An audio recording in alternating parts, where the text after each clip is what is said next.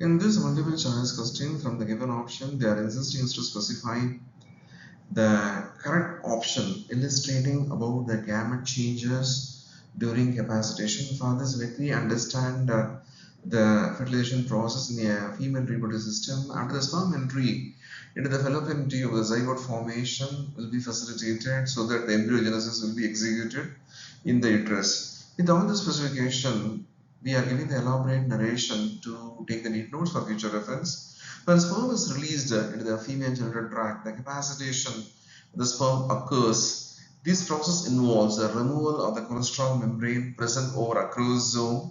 Dilution of decapacitation factor also take place. So fertilization is happening in the fallopian tube. With this specification, we are choosing option D as a correct answer to secure 4 mark after ignoring option A, B and C. Why? Because the sperm, whenever it is undergoing capacitation process, at the time it is undergoing a lot of structural modification that is mandatory for facilitating the syngamy or fertilization process. Then only the zygote formation after fertilization will happen more appropriately, so that the zygote is in a position to undergo cleavage to make so many varieties of cells, so that the stem cells will be constituted in a developing zygote to facilitate the embryogenesis process in a sequential order. With this specification, we are choosing option D as a correct answer to secure 4 mark after ignoring option A, B and C.